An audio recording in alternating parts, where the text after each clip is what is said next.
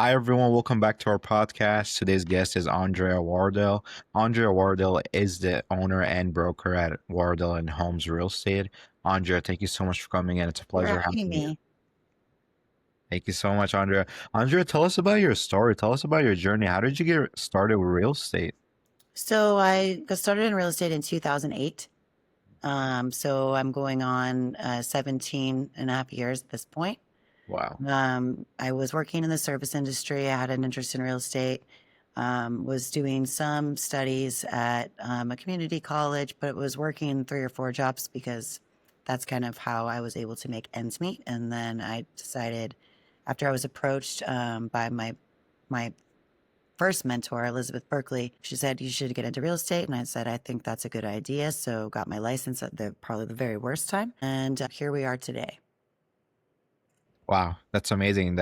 I'm sure it worked out for you, real estate. Did you Well, always have a passion for real estate or? I have a passion for people. So I say this often, whether it's with my team or on any other podcast or things of that nature, but I love people. And so being able to help somebody else realize their goals, there's a lot of synergy, psychology, and road mapping, wearing many, many hats. So for me, it was natural because I had been working with people in every other, job I had had growing up and into my young adult life. So I invest myself. I really pride myself though on the real estate aspect of things of figuring out what's best for the person on the other end and figuring out how to get it to the finish line.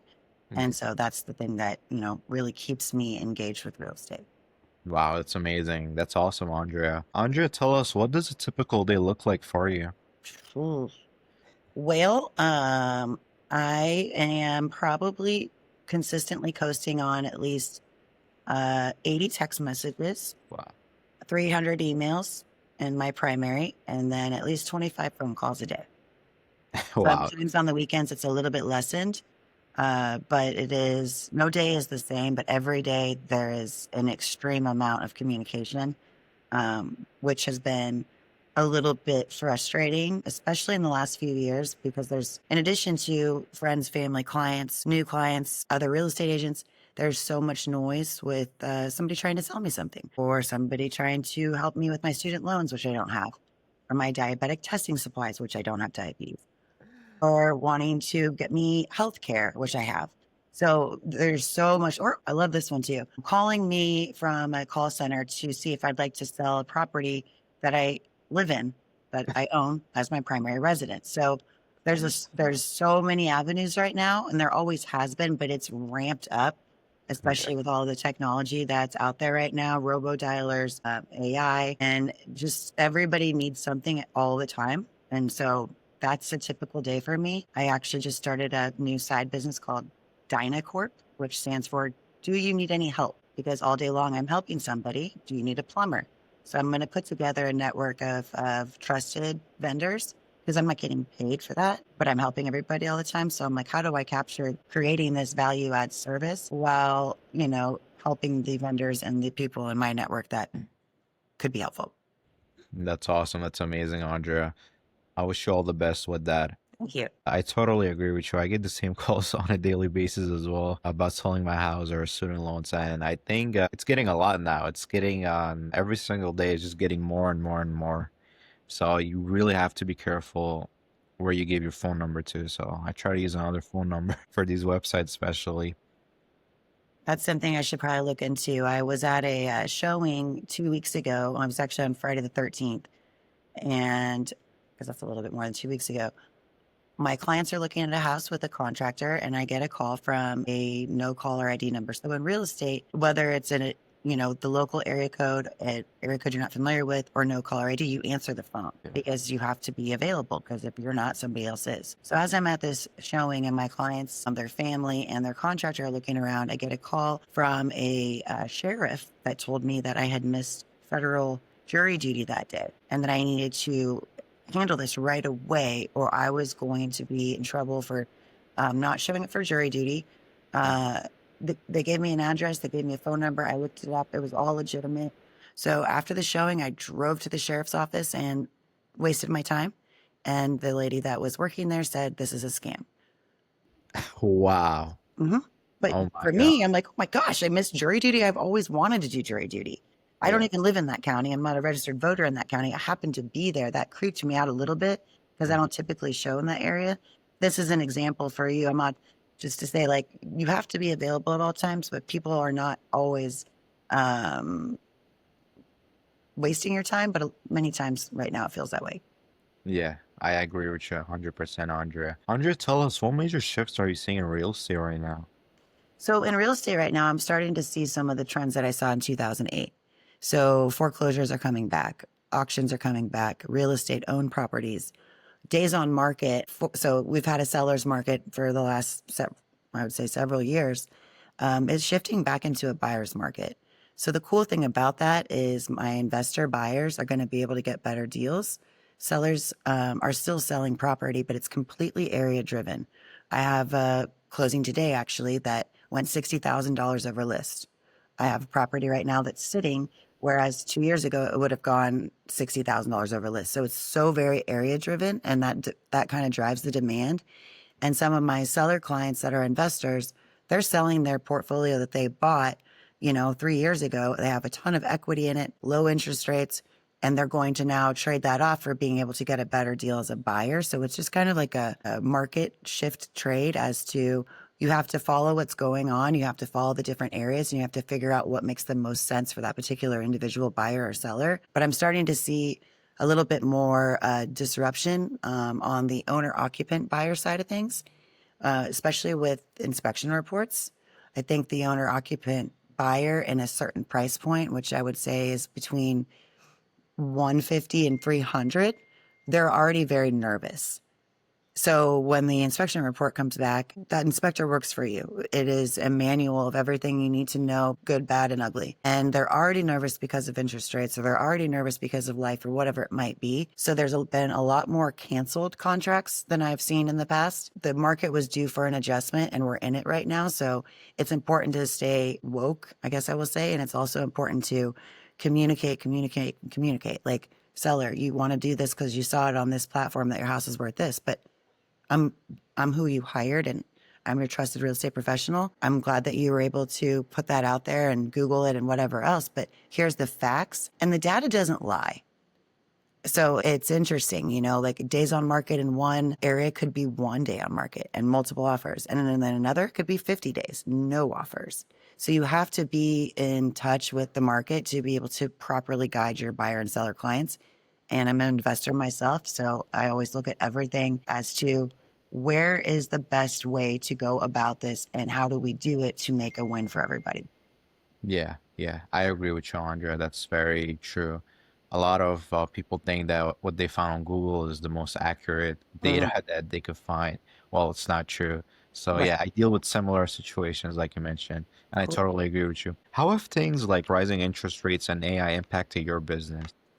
So again, it's an adjustment. So the interest rate situation was like, oh gosh, the world's going to hell in a handbasket, which it might, Yeah. but it's an adjustment. So it was like, okay, we went from 2%, which was really illogical and great. That was like laughing every day, just put a sign in the yard, like everything was going crazy.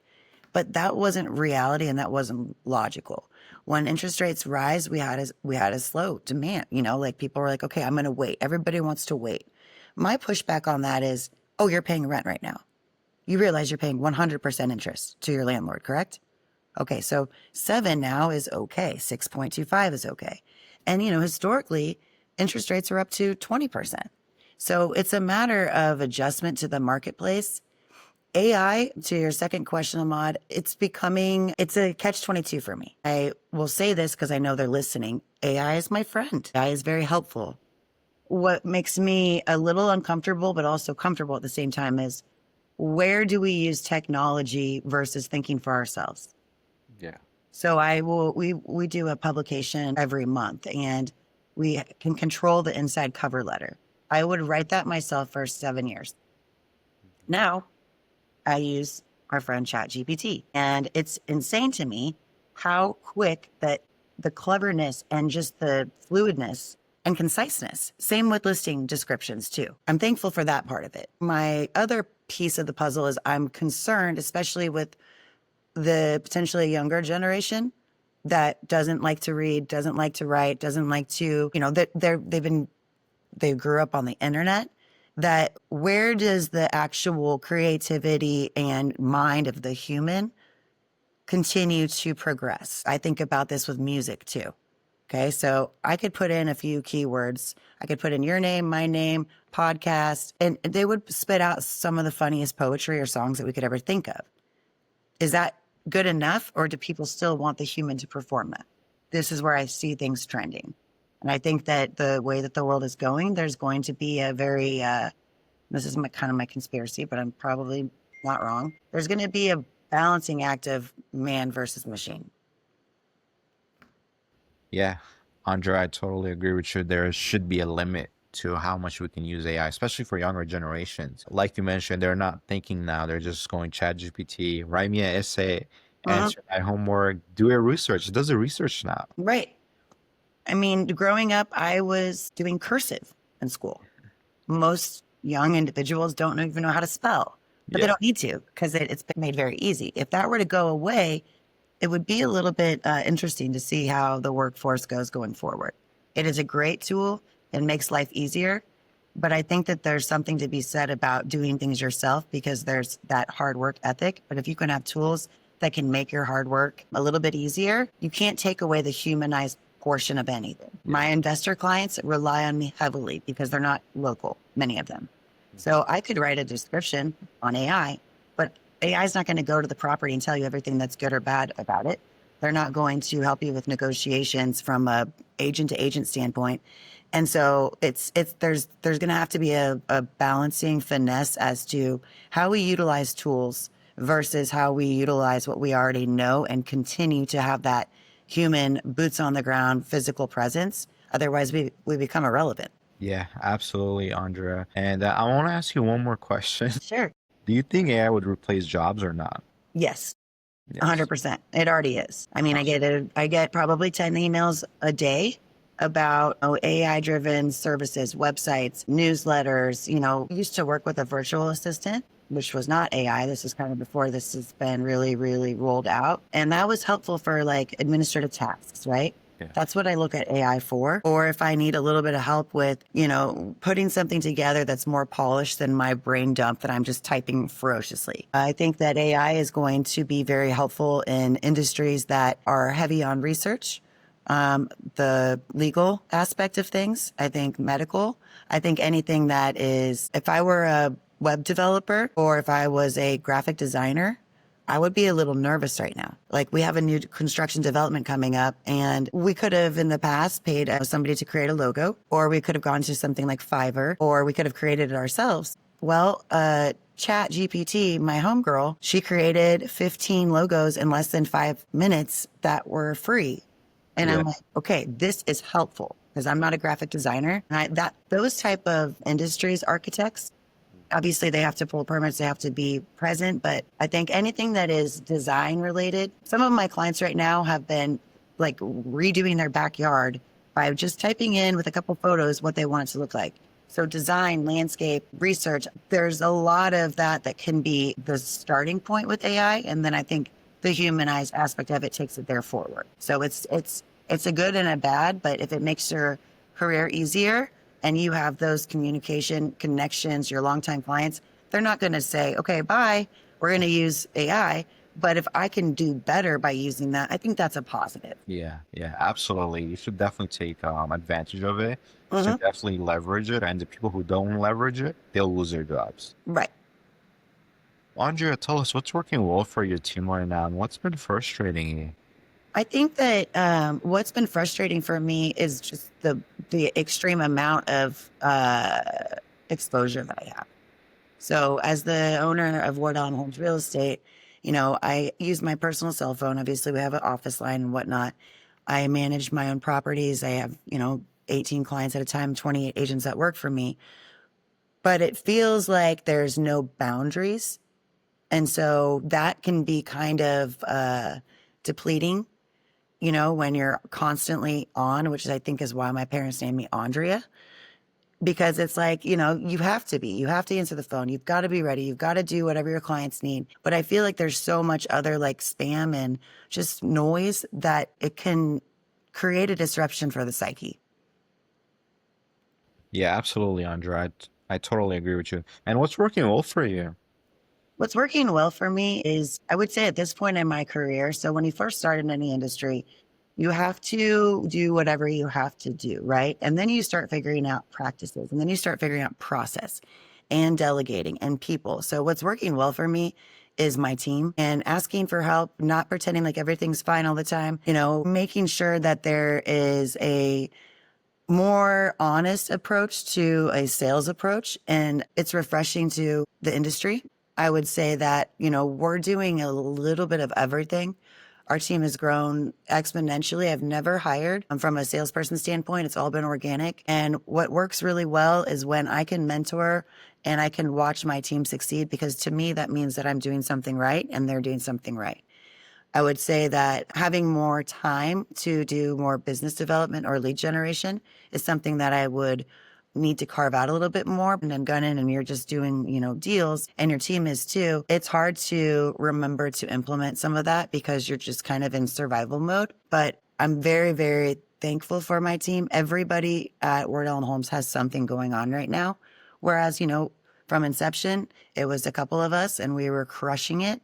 And then we kept growing and growing and growing. Some agents didn't do anything. Some agents did all of it. And now everybody's doing a little bit of everything. And that makes me very proud. That's awesome. That's fantastic, Andrea. Which metrics or results are you most focused on improving right now? I would say right now, I'm mostly focused on improving where I can save money and where I can make money, which again is a balancing act. We use a number of different software platforms. I do pay for lead generation. Some of that I think will taper off going forward because some of these platforms have started changing how they do things. But I really am focused on lead conversion. So the way that I train and basically get my agents to a place, especially new agents, is I provide them with leads. So I want to see what's working. Is it the, Google Ads? Is it Zillow? Is it our CRM? Is it our marketing team? So I want to spend more time figuring out where the source of that lead is coming from and what's working and what's not, because it's not cheap. Yes, Andrea, I totally agree with you. It is not cheap, like you mentioned, and a lot of these marketing companies they charge a lot for leads. Mhm. So I'm sure you're aware of that. But Andrea, tell us, where do you want to be 6 to 12 months from now? I mean, in a wonderful world, I would win the lottery and I would be on a beach somewhere. 12 months from now, where I want to be is right where I am today, but better. Better, absolutely. And from a business standpoint, you would want to scale your business in 6 to 12 months, I'm sure, right? Right. And I'm always trying to scale. I'm always using this word that does not exist in real estate, which is streamline. It's not real. Yeah, It's you don't not. believe in it? There's no boundaries. There's no hours that are like, oh, it's 8 to 5. It doesn't work that way. Yeah. What I'd like to see from a scaling of the business standpoint is changing up my brokerage model slightly to maybe holding some sort of metrics in place. Okay. So I give you X, Y, or Z, but I want to see that you make this many transactions or we scale it back in a different direction. Every brokerage has a different business model, but I feel like accountability and more presence from me, the broker owner, which I also sell, is going to be important to keep the business in a business mindset instead of us all being quasi salespeople and I work as for myself. I'd like to see me being more in a broker role and less of a employee to myself. That's how I feel sometimes. That's absolutely true, Andrea. Especially as a business owner, once you first start, you're the employee, you're the business owner, you're the marketing person, Mhm.